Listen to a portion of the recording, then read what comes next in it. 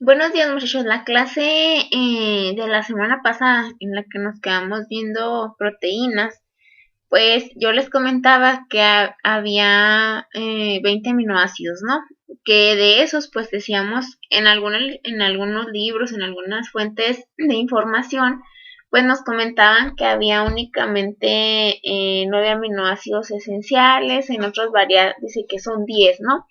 En este caso, en esta imagen que estamos viendo, pues se nos comenta que hay uno, 2, 3, 4, 5, 6, 7, 8, 9, 10. Ay, perdón, los esenciales son los que están con guioncito. Hay uno, 2, 3, 4, 5, 6, 7, 8, 9 aminoácidos esenciales. Sin embargo, en algunas otras fuentes bibliográficas también mencionan que la arginina es considerada como un aminoácido esencial. Entonces, aquí pues hay un poco de discrepancia, todavía no se ha llegado a un consenso, ¿no? De que todos digan hay 10 o hay 9 aminoácidos esenciales, sino que en algunos pues varían, ¿no? Luego les comentaba aquí que pues aquí tenemos la estructura molecular de esos 20 aminoácidos.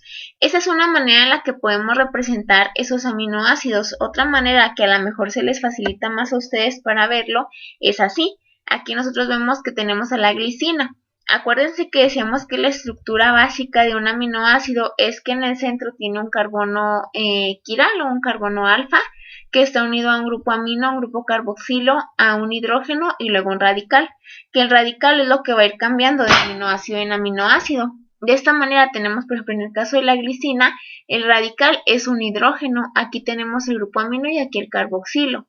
En el caso de la alanina, ese es el grupo amino y ese es el carboxilo, ese carbono está unido a un hidrógeno y su radical sería un CH3.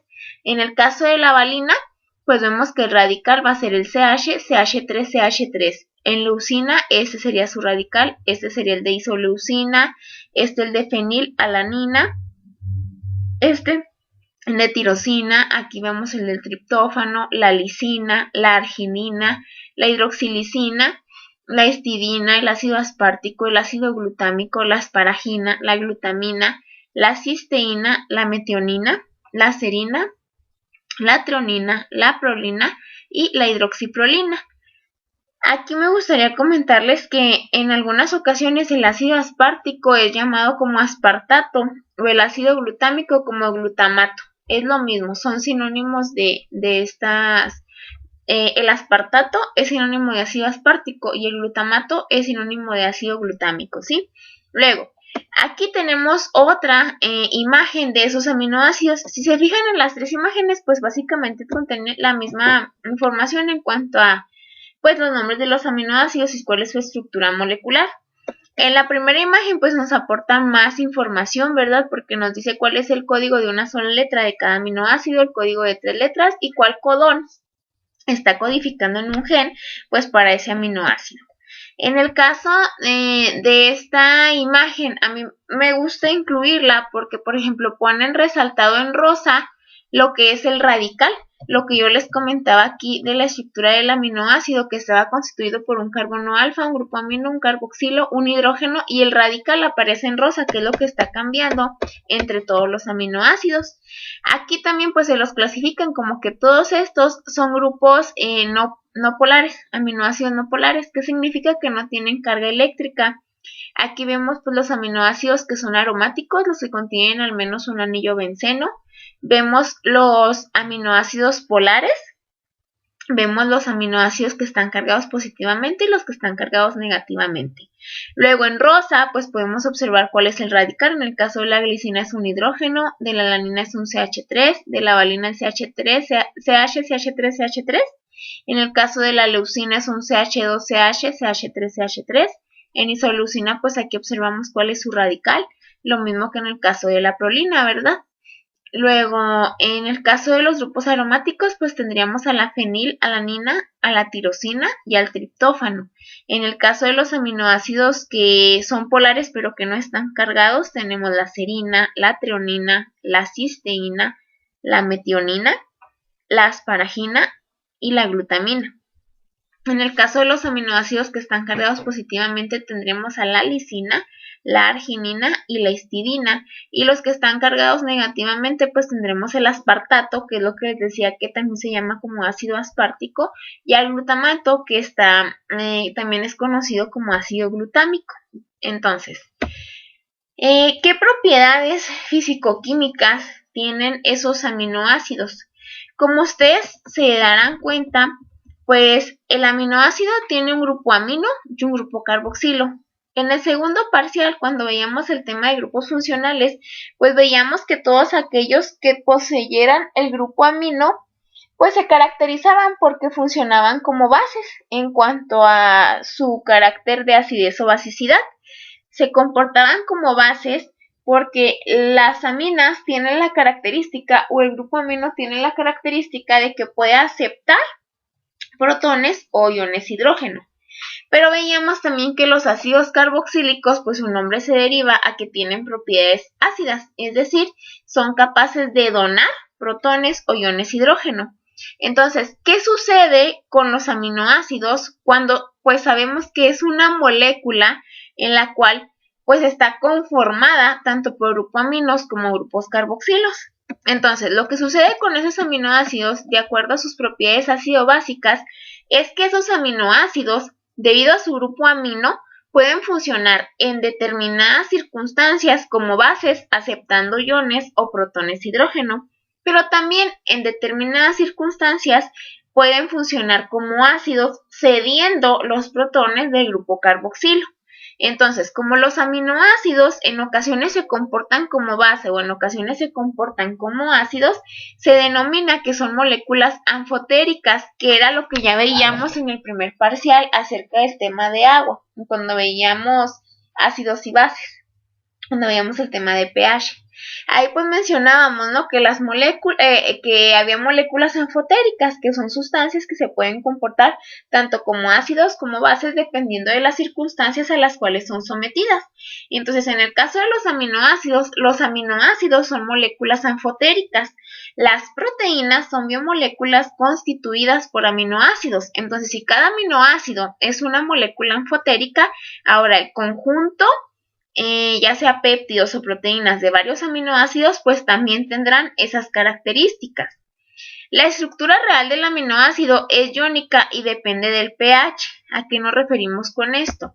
Era lo que les comentaba acá, que normalmente nosotros podemos escribir la estructura del aminoácido así como viene aquí, NH2 y COH. Sin embargo, la estructura real de ese aminoácido tiene que ser iónico, o sea, tiene que estar cargada. Ya sea que yo aquí le ponga un NH3 y tenga carga positiva, o tenga un COO para tener carga negativa. Entonces, a eso es a lo que se refiere aquí esta diapositiva, que dice la estructura real del aminoácido es iónica y depende del pH. ¿Por qué depende del pH? Porque supongan ustedes que su aminoácido se encuentra en un medio de pH ácido. Ese medio de pH ácido, ¿qué significa? Que en ese medio hay una alta concentración de iones hidrógeno. Entonces, si su aminoácido está en ese medio ácido, ¿qué es lo que va a suceder? ¿Se va a comportar como base o como ácido? Pues lo lógico sería que se comportara como base para tratar de equilibrar ese pH que hay ahí. Porque si ya está en un medio que es ácido, es decir, un medio en el cual hay una alta concentración de iones hidrógeno, entonces, ¿qué caso tendría que ese aminoácido donara más protones hidrógeno? Eso, ¿qué pasaría? En realidad, pues eso no ocurriría, ¿no? Sino que lo que ocurre es que el aminoácido, al estar en un medio con alta concentración de hidrógeno, lo que sucede es que es más fácil que ese aminoácido, por medio de su grupo amino, capte esos hidrógenos del medio ambiente y los pueda captar o los pueda aceptar por medio de su grupo amino. Entonces ese aminoácido se va a estar comportando como base. Pero supongan que ese mismo aminoácido ustedes ahora lo ponen en un medio básico, en un pH básico. ¿Qué significa eso? Que en ese medio hay una baja concentración de iones hidrógeno. Entonces ahí, como hay baja concentración de iones hidrógeno, para tratar de equilibrar ahí la solución, lo que hace el aminoácido es que dona su protón de hidrógeno. Entonces ahí se está comportando como un ácido. Por eso decimos que la estructura del aminoácido depende del pH al cual lo sometas. Si tú lo sometes en un pH ácido, pues lo más seguro es que se va a comportar como una base. Si tú lo sometes a un pH básico, entonces lo más seguro es que el aminoácido se comporte como un ácido. Entonces, aquí pues hacemos énfasis, ¿no?, en que un aminoácido puede comportarse como un ácido cediendo protones gracias al grupo carboxilo que poseen, o bien puede comportarse como una base aceptando protones gracias al grupo amino que tiene. Entonces, debido a esto, los aminoácidos se dice que son iones dipolares, que también son conocidos como zwitterión. Es una definición. Entonces, el zwitterión es cuando el aminoácido no tiene carga eléctrica, es decir, su carga eléctrica es cero, no está ni cargado positivamente ni negativamente. Un ion o un zwitterión es cuando el aminoácido no tiene carga en sí, porque si ustedes suman el +1 con el -1, pues les da un 0. Entonces, el zwitterión es cuando tenemos la forma del aminoácido en la cual no hay carga, no está cargado, ¿sí? Porque el grupo amino está cargado con su ion o su protón hidrógeno que puede aceptar, y el grupo carboxilo ha desprendido un protón hidrógeno.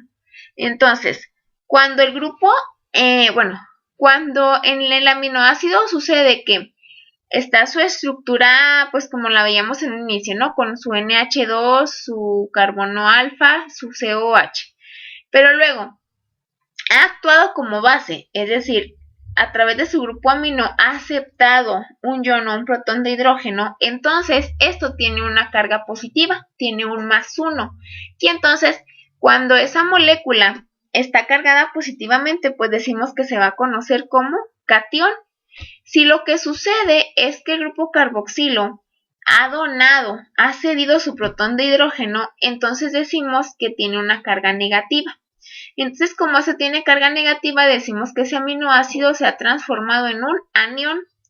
Pero cuando este aminoácido, la suma de todas sus cargas da 0, o sea, no tiene una carga eléctrica, su carga neta es 0, entonces a esto es a lo que conocemos como zwitterión.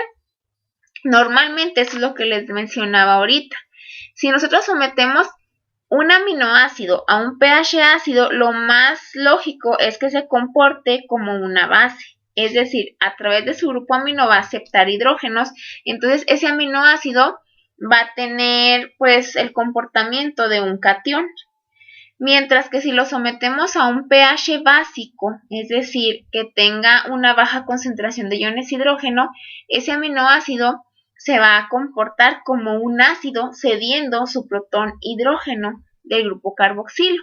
De esa manera pues tendremos un anión, pero cuando estamos en un pH en el cual el medio está pues equilibrado y de esa manera el grupo amino puede aceptar hidrógenos y el carboxilo puede donar, entonces decimos que el aminoácido está en su fase de zwitterión, es decir, cuando su carga eléctrica es 0 o no tiene una carga eléctrica, cuando su carga neta es 0.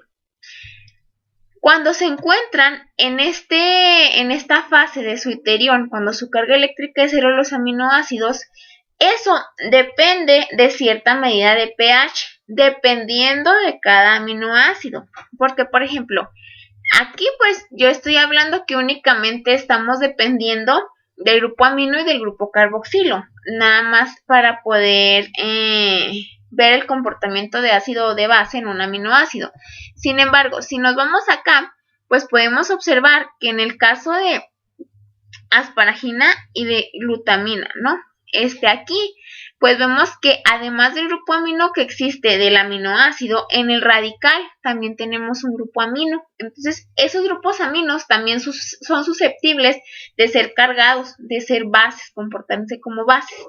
Por ejemplo, en el caso de acá del aspartato y del glutamato, además del grupo carboxilo del aminoácido, también vemos que en su radical, en su grupo R, tienen otro grupo carboxilo, que también son susceptibles a donar hidrógenos, es decir, a ser ácidos. Entonces, dependiendo de la conformación de cada uno de los aminoácidos, pues va a depender a qué pH es donde se alcanza esa fase de switterión de cada aminoácido. Al pH intermedio, donde las dos formas cargadas del aminoácido se encuentran en la misma proporción, como en el switterión dipolar donde la carga neta es 0, es a lo que se conoce como pH isoeléctrico o punto isoeléctrico. Es decir, el pH en el cual hay la misma cantidad de cationes que de aniones del aminoácido se le conoce como pH isoeléctrico o punto isoeléctrico, o bien es el pH en el cual el aminoácido se encuentra en forma de switterión, es decir, donde la carga neta es 0. Aquí pues tengo una gráfica, ¿no? de que ese pH no es necesariamente el pH neutro, que es 7, porque les digo que esto depende de cada una de las conformaciones de los aminoácidos. En este caso, por ejemplo, estamos diciendo el CH3 es el aminoácido de alanina, ¿no? Aquí en este caso estamos diciendo que en alanina el pH isoeléctrico o el punto isoeléctrico es el pH 6, que es cuando la carga neta del aminoácido es 0. Si nosotros nos movemos un poco más hacia el ácido, entonces podemos ver que pues ahí estamos favoreciendo la formación de cationes. Si nos vamos hacia la izquierda, si vamos disminuyendo el pH, ¿no? Si vamos hacia un medio ácido. En cambio, si nos movemos un poco hacia lo que es el pH básico, más hacia la derecha, pues estamos favoreciendo la formación de aniones. El pH de 6, que es el punto isoeléctrico o el pH isoeléctrico, es donde la alanina va a tener la misma cantidad de cationes que de aniones, o bien es donde va a tener una mayor cantidad de switteriones. Por eso decimos que el punto isoeléctrico de la alanina es el 6. Luego, las proteínas las podemos clasificar de acuerdo a su composición química. Como yo les mencionaba ahorita, ¿no? Las proteínas pues son las biomoléculas ya más grandes, ¿no? Pero esas biomoléculas están conformadas de aminoácidos, por eso es que empezamos a ver qué es un aminoácido y cómo está conformado. Cuando un aminoácido se une con otro aminoácido y se tienen que unir mediante un enlace químico que ahorita lo vamos a explicar, y ese enlace químico se denomina enlace peptídico. Las proteínas normalmente están constituidas por muchos aminoácidos, pueden ser 30, pueden ser 50, pueden ser 100, más de 100, ¿verdad? Pueden tener muchos aminoácidos unidos y eso es lo que va a conformar a las proteínas. Sin embargo, las proteínas, de acuerdo a su composición química, nosotros las podemos clasificar en proteínas simples o conjugadas. Las proteínas simples son aquellas que cuando se hidrolizan solo dan lugar a aminoácidos, como es el caso de la insulina o de la oxitocina. La oxitocina es una hormona que sirve para contracciones musculares. Esa hormona es importante, por ejemplo, en los mamíferos al momento del parto. Hay un aumento en la concentración de oxitocina y eso ayuda a que los músculos del útero, en el miometrio, que es la parte muscular, digamos, del útero, se contraigan más y pues eso hace o ayuda a que el producto salga al exterior. También la oxitocina funciona en las contracciones mioepiteliales, de las células mioepiteliales de la ubre, por ejemplo, en los bovinos, ¿no? En el caso de las mujeres, pues también, en el caso de los humanos, de la glándula mamaria.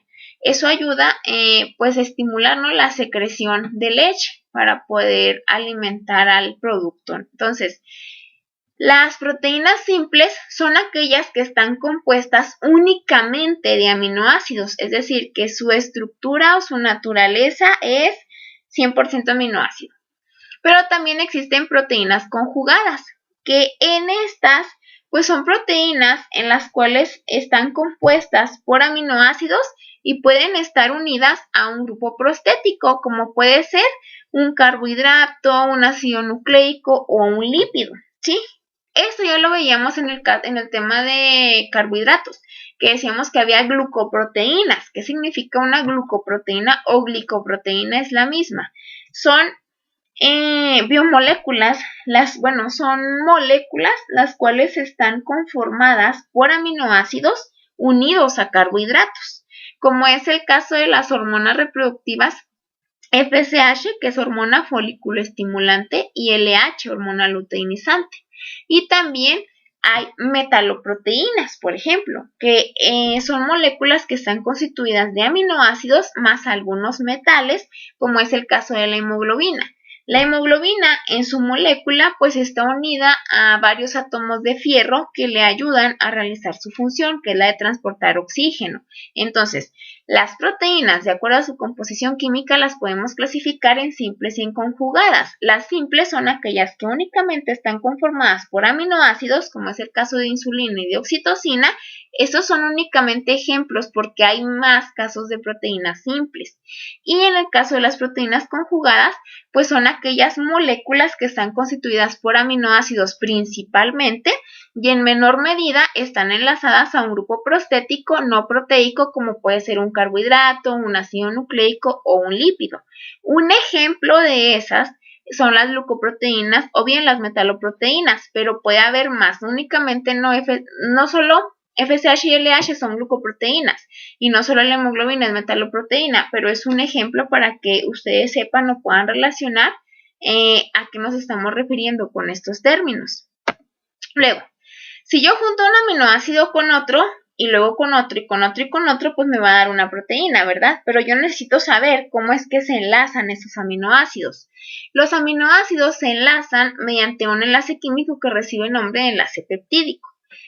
Esos aminoácidos se enlazan por su grupo carboxilo, se va a unir al grupo amino del siguiente aminoácido, como se puede observar aquí. Aquí vemos que tenemos dos aminoácidos, ¿verdad? Tenemos aquí su grupo carboxilo, su grupo amino, el carbono alfa, el hidrógeno y su radical. Y lo mismo pues tenemos acá. Luego, el enlace peptídico va a surgir entre la interacción que hay entre el grupo carboxilo de un aminoácido y el amino del siguiente. Y lo que va a suceder es que se va a generar un enlace peptídico. El enlace peptídico en específico es esta rayita que vemos aquí. El enlace que se establece entre el carbono del grupo carboxilo y el nitrógeno del grupo amino del siguiente aminoácido. Luego, si se fijan ustedes, cuando esto se une, entonces hay también el desprendimiento de una molécula de agua. Cuando se unen estos dos, se va a dar aquí la formación de una molécula de agua, que es lo que tenemos en azulito. Esa molécula de agua, este hidrógeno del grupo amino se une con el OH del carboxilo y nos forma esta molécula de agua que tenemos acá. Y luego aquí podemos observar que el carbono del carboxilo se va a unir mediante este enlace peptídico que se genera con el nitrógeno del grupo amino. Y de esa manera se forma el enlace peptídico. Luego hay algo muy importante que quiero comentar aquí. Cuando se empiezan a sintetizar las proteínas, siempre se empiezan a sintetizar por el extremo amino. Hagan de cuenta, es como si fuera un tren. Y la máquina del tren va a ser el grupo amino. Y en la cola, hasta atrás, va a quedar el carboxilo del último aminoácido. Aquí yo sí puedo hablar que esto es un aminoácido y esto también, pero ya cuando los tengo unidos en una proteína, por ejemplo, yo digo, hay una proteína que está conformada por 50 aminoácidos. Mucha gente no los nombra aminoácidos, sino dice, está constituida por 50 residuos de aminoácidos. ¿Qué significa eso? Que están unidos. O sea, es como si yo dijera, aquí sí tengo mis dos aminoácidos porque están completos, tienen su grupo amino y su carboxilo, porque están separados. Pero aquí ya cuando tengo este péptido que está conformado por dos aminoácidos, entonces yo aquí ya digo, este péptido está constituido por dos residuos de aminoácidos, porque un residuo sería hasta aquí y el otro residuo sería este. Ay, perdón. El otro residuo sería este de acá. Si se fijan, pues o sea, decimos que ya no es el aminoácido completo porque aquí le falta el OH y aquí le falta el otro hidrógeno, ¿sí? Entonces, ya cuando están unidos esos aminoácidos, decimos que esta proteína o este péptido está conformado por tantos residuos de aminoácido, ¿sí? Y aquí pues sí es un aminoácido completo, tal cual. Luego, en las células, en nuestro organismo, en el de una vaca, en el de un cerdo, en el de una gallina, por ejemplo, ¿cómo se le hace? Por decir, en el caso de la gallina, para poder sintetizar las proteínas, ¿no? En el caso de la gallina, si ustedes recuerdan, la primera clase del curso yo la comencé explicándoles cómo se formaba el cascarón de huevo del huevo de una gallina, ¿verdad? De una gallina ponedora. Entonces, yo ahí les decía que una de las enzimas que participaba en el proceso para la formación del cascarón de huevo era la anidrasa carbónica. Esa es una enzima de naturaleza proteica. ¿Cómo es que la gallina puede producir esa enzima? Esa enzima es una proteína, pero ¿cómo le hace la gallina para poder fabricarla? Todos los organismos vivos, como las bacterias, como las gallinas, como los perros, como los humanos, como las vacas, como ovinos, cerdos, ¿sí? Todos en nuestro ADN, en nuestro material genético, vienen las instrucciones necesarias para elaborar las proteínas. Nuestras células son las encargadas de elaborar esas proteínas. Esas proteínas se elaboran en estructuras, pues no son organelos, pero son estructuras subcelulares que se llaman ribosomas. En el caso de los organismos eucariotas, como nosotros, como las vacas, como los bovinos, los ovinos, las cabras, los cerdos, las aves, los conejos, nosotros tenemos nuestros ribosomas en el citoplasma, o sea, fuera del núcleo, ¿no? Luego, esos ribosomas se encargan de leer el mensaje que trae el ARN mensajero, el cual es una copia de la información que existe en el ADN que está dentro del núcleo. Entonces, esa información para poder elaborar las proteínas proviene del núcleo, del ADN. Ahí en el ADN, hagan de cuenta que las instrucciones vienen como paso por paso, ¿no? Y cada uno de esos pasos, pues vamos a decir que es en realidad, cada instructivo o todo un instructivo es un gen. Un gen es una secuencia de ADN que codifica para una proteína. ¿Sí? Entonces, hay una secuencia de bases nitrogenadas y eso, como el ADN no puede salir del núcleo, entonces el ARN le dice así como que es el chismoso, ¿no? Le dice, cuéntame a ver qué necesitas, y luego yo voy y le digo al ribosoma que lo haga. Entonces, el ADN le dice, pues mira, necesitamos que se exprese este gen, necesitamos tal proteína. Entonces lo que hace el ARN mensajero es, ok, voy a copiar la información que tú tienes, la copia y luego sale del núcleo. Y eso lo lleva al ribosoma. Y el ribosoma empieza a leer de 3 en 3 esa información. Cada uno de estos 3 se conoce como un codón o un triplete de bases nitrogenadas. Y cada uno de estos codifica para un aminoácido, que es lo que teníamos acá en esta imagen. Eso de que cada triplete codifique para un aminoácido se conoce como código genético. Es decir, en todos los organismos vivos se utiliza el mismo código genético. Por decir, si yo digo, pues aquí llegó CCT, es este codón que trae el ARN mensajero. Pues entonces esa célula, ese organismo ya sabe, ¿verdad? Su ribosoma sabe, ¿sabes qué? Entonces hay que traer una prolina aquí. Esto equivale a una prolina. Es como si estuvieras traduciendo. O sea, de este triplete, entonces yo voy a necesitar este aminoácido, ¿sí? Entonces, eso es lo que hacen los ribosomas. O sea, los ribosomas empiezan a leer o a traducir esa información que trae el ARN mensajero. Entonces, si se fijan ustedes, aquí el ARN mensajero, pues hay que leerlo triplete por triplete, o sea, codón por codón. Entonces, aquí tenemos este triplete, por ejemplo, ACG. Luego, los que traen los aminoácidos son los ARN de transferencia, que ya lo habíamos visto en ácidos nucleicos.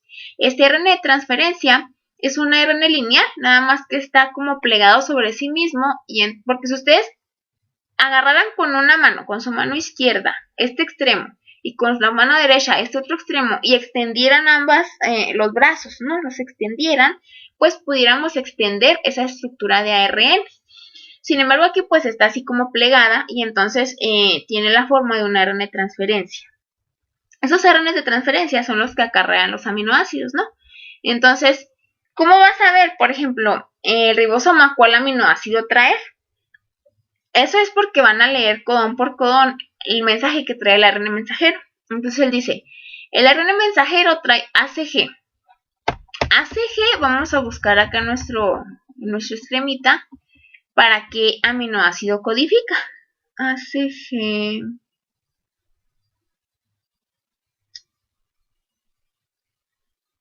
ACG. Codifica para treonina. ACG, aquí lo tenemos, ¿sí? Entonces, ACG codifica para treonina. Bueno, aquí tendría que traer una treonina, ¿sí?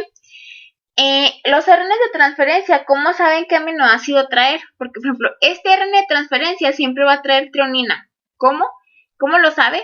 Porque aquí de anticodón, que es las bases complementarias al codón, aquí es U, porque estamos hablando de ARN, ¿sí? Aquí no hay timinas. Entonces, el complementario de adenina es uracilo, de citosina es guanina y de guanina es citosina. Entonces, el anticodón de ACG es UGC. Todos los ARN de transferencia que tienen este anticodón únicamente pueden cargar consigo a treonina. Todos los que traen únicamente este anticodón van a traer un solo aminoácido en específico. Entonces, los ribosomas lo que hacen es que van leyendo la información que trae el ARN mensajero y lo leen codón por codón. Dicen, traigo este codón, entonces ARN de transferencia es el que traiga el anticodón para este, se puede unir a él. Y luego, pues aquí lo que va a hacer es que va a soltar este aminoácido y se va a pegar con el siguiente. Los ribosomas son los encargados de sintetizar, decimos polimerizar, ¿no? Una proteína. Son los encargados de sintetizar los enlaces peptídicos.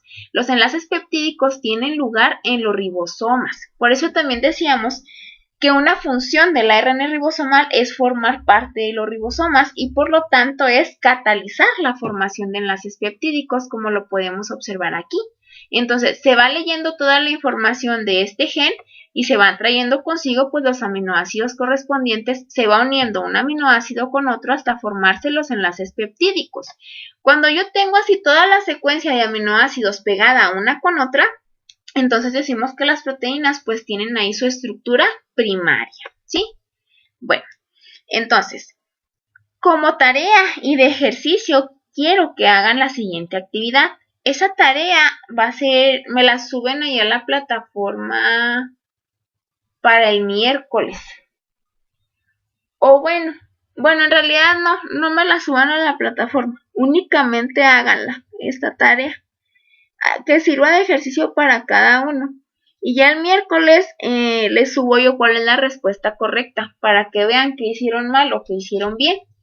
Lo que quiero es que me indiquen cómo sería la estructura molecular del siguiente péptido. Es decir, pues yo les digo, quiero un péptido en el cual se enlacen estos aminoácidos. Pues para empezar, ustedes tienen que buscar, ¿verdad?, el aminoácido E, a qué aminoácido corresponde, de acuerdo al código de una letra, ¿sí? Entonces se pueden ir aquí en la tablita y decir, ok, el aminoácido E, ¿cuál es? ¿Qué ácido glutámico, no? Entonces pueden anotar en su cuaderno la estructura del ácido glutámico. Y así con cada uno de estos, ¿sí? Donde decimos que quiero la estructura molecular de este péptido. De la E, de la F, la G, la L, la K y la Q. Quiero que me unan esos aminoácidos, ¿sí? Quiero que me formen un péptido con esos aminoácidos en este orden. Luego, eso lo hacen en su cuaderno y me deben indicar dónde se encuentra el grupo amino y el carboxilo terminal. Ahorita, como les comentaba, todas las proteínas llevan por el frente, digamos, el grupo amino. Y al final terminan con el grupo carboxilo. Entonces quiero que me muestren cómo sería la estructura molecular de este péptido, cómo unirían ese aminoácido con este, cuántos enlaces peptídicos se formarían, que recalquen ahí ese es el enlace peptídico y que me digan cuántas moléculas de agua se puede formar. Bueno, que lo hagan en su cuaderno, les digo, ese es un ejercicio individual. Ya el miércoles, porque recuerden que el martes es examen, el miércoles yo les subiré cuál era la respuesta correcta de este ejercicio, ¿sí?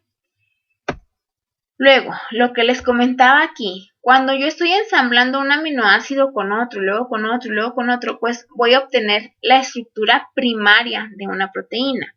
Las proteínas tienen estructura primaria, secundaria, terciaria y algunas llegan hasta cuaternaria, no todas. Todas las proteínas tienen estructura primaria, secundaria y terciaria y algunas llegan a tener cuaternaria. ¿Sí? ¿A qué nos referimos con eso de estructuras? Es como el grado de plegamiento que tiene cada fase, ¿no?, de la proteína. Una proteína, para que yo diga, ya es funcional y ya funciona, ya terminó su síntesis, tiene que llegar a esta estructura terciaria. Si a una proteína se le quita o por alguna razón su estructura terciaria se pierde su funcionalidad. Las proteínas trabajan gracias a su estructura terciaria, a su estructura tridimensional. Si pierde algo, por ejemplo, si esta proteína así está hecha bolita, y eso es lo que le da esa funcionalidad. Si llegara a perder, por ejemplo, una parte de aquí, o si llegara a perder este doblez que se hiciera más recta, entonces ahí pierde su funcionalidad. Puede que no la pierda al 100%, pero sí se va a ver disminuida esa funcionalidad de esa proteína. Una estructura primaria de una proteína es cuando únicamente tengo enlazados los aminoácidos uno enseguida del otro, pero que no ha tomado ningún plegamiento, ¿no? Como puede ser aquí, o sea, este aminoácido con este. Luego, una estructura secundaria ya es cuando está tomando pues un poquito más de plegamiento. Aquí pues tiene que haber interacción entre esos átomos, los cuales pues también constituyen los radicales de esos aminoácidos, pues obviamente tiene que haber interacciones de electrones, ¿verdad?, electrónicas entre ellos, entre las moléculas que están próximas de cada aminoácido, pueden establecerse puentes de hidrógeno. Hay dos tipos de estructura secundaria, alfa hélices o hojas betas plegadas, que ahorita lo vemos más adelante. Y luego, cuando esas estructuras secundarias ya se plegaron y luego se vuelven a plegar consigo mismas, bueno, se juntan varias estructuras secundarias y se pliegan aún más y forman una estructura tridimensional, ya es lo que conocemos como una estructura terciaria.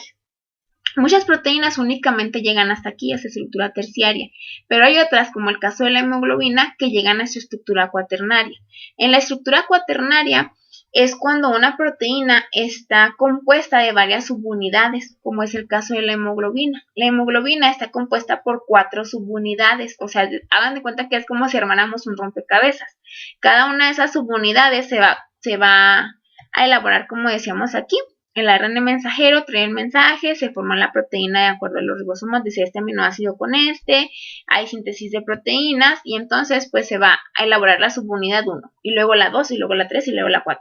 Y ya cuando están en estructura terciaria se unen y se forman, se pegan unas con otras, tienen igual interacciones químicas, ¿verdad? Se van a enlazar por enlaces químicos y entonces van a formar la estructura cuaternaria, que es una molécula mucho más grande, ¿verdad?, que la estructura terciaria. Bueno, entonces, les digo que hay 4 niveles de estructura de las proteínas. La primera es la primaria, luego tenemos la secundaria y terciaria y cuaternaria, ¿sí? Bueno, déjenme ver cuánto llevamos de clase de grabación para ver si... No, todavía alcanzamos a ver esto de las estructuras. Y una vez que terminemos de ver las estructuras, hasta ahí le dejamos por la clase de hoy. Entonces, dentro de la estructura primaria, nosotros la podemos definir como la secuencia de aminoácidos. Es la secuencia de aminoácidos tal cual que conforma una proteína. Indica la conectividad covalente que existe entre los átomos, grupos de átomos y residuos de aminoácidos que existen en la molécula. Es decir, la estructura primaria de una proteína es pues cuando un aminoácido se está uniendo con otro y establecen los enlaces peptídicos. Es únicamente la secuencia de aminoácidos. Esa es una estructura primaria de una proteína. Una estructura secundaria es cuando las cadenas peptídicas tienden a adoptar ciertos ordenamientos moleculares debido a las interacciones de enlaces de hidrógeno o puentes de hidrógeno. En particular, el átomo de oxígeno del grupo carbonilo tiende a interactuar con los hidrógenos del grupo amida, es decir, este átomo de oxígeno del carbonilo interactúa con los hidrógenos de las amidas y entonces establece puentes de hidrógeno y por eso pues se dan como que otra organización como pues se puede observar aquí. Los oxígenos, que son estas bolitas rojas que aparecen aquí, interactúan con los hidrógenos del grupo amino de los siguientes aminoácidos y por eso pues toman ciertos ordenamientos.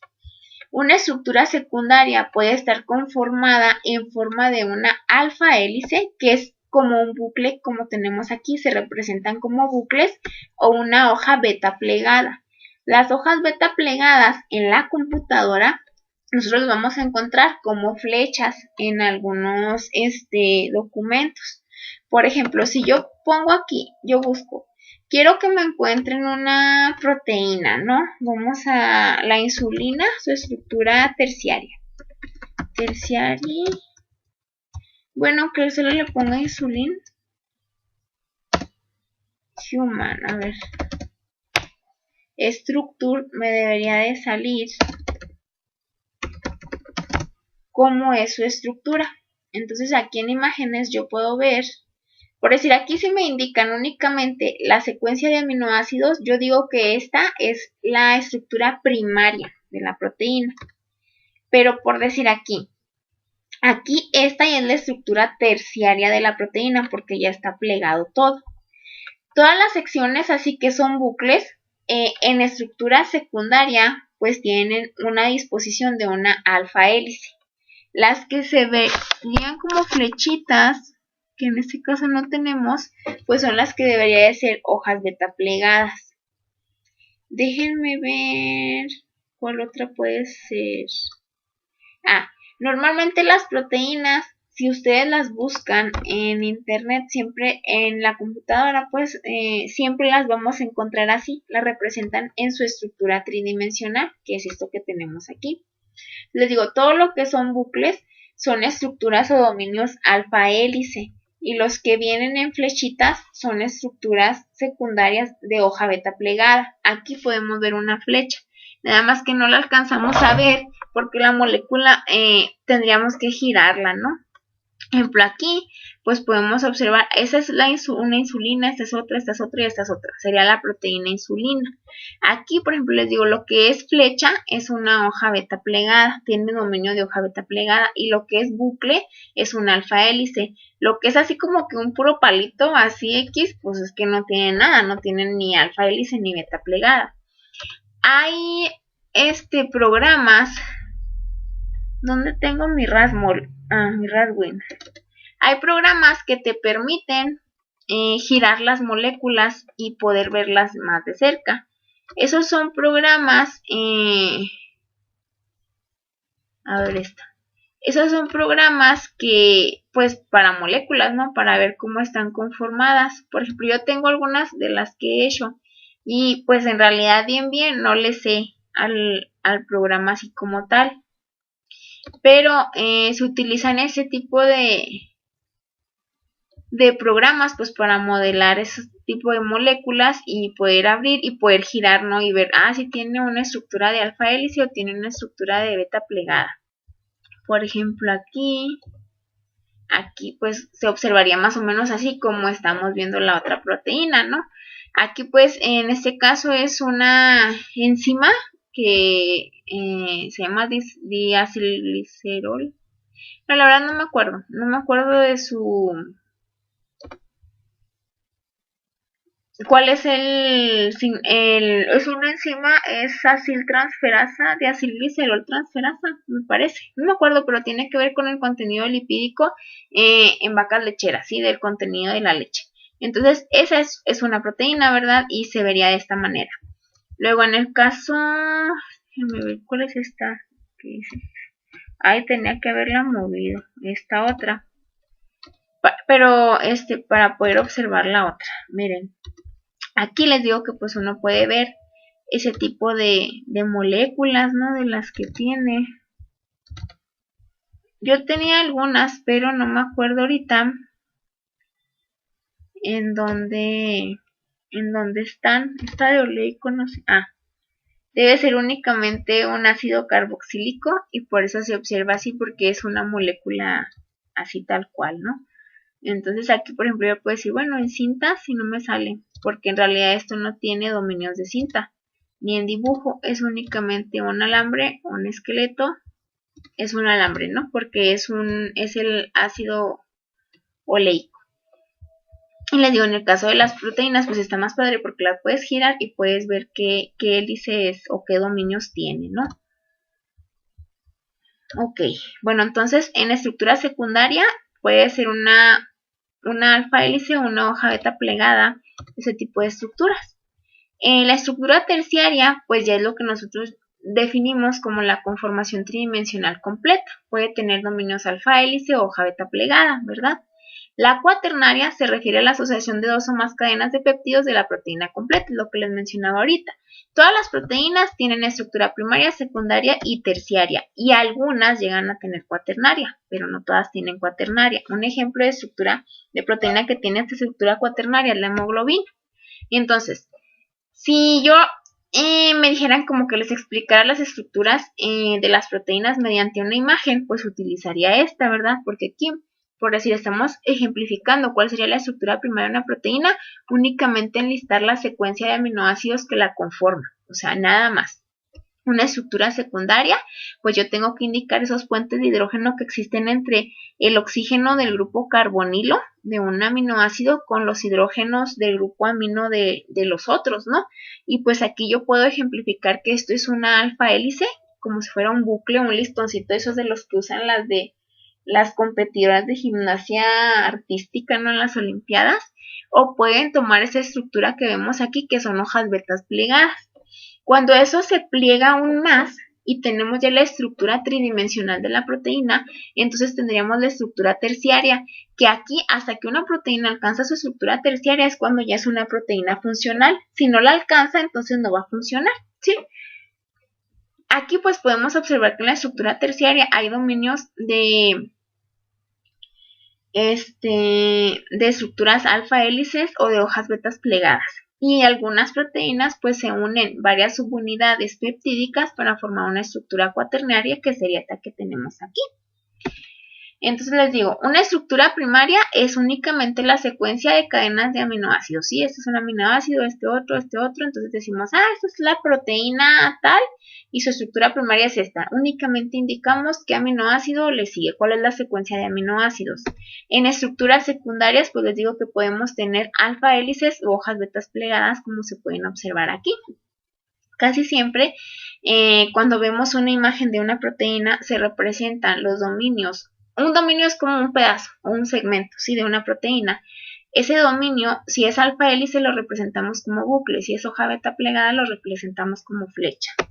Una estructura terciaria ya es cuando está la estructura tridimensional de la proteína, y aquí podemos encontrar segmentos o dominios de hoja beta plegada o de alfa hélice. Y una cuaternaria, les digo que es ya cuando están una molécula o una proteína compuesta por diferentes subunidades y se unen para formar la proteína completa, ¿sí? Como es el caso de la hemoglobina.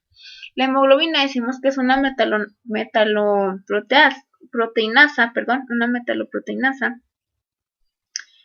porque pues en su estructura está involucrada o está inmersa los átomos de fierro, como se pueden observar aquí. La hemoglobina decimos que está conformada por dos cadenas alfa y dos cadenas beta, que cada una de esas, digamos que es una subunidad de la proteína hemoglobina completa, ¿sí?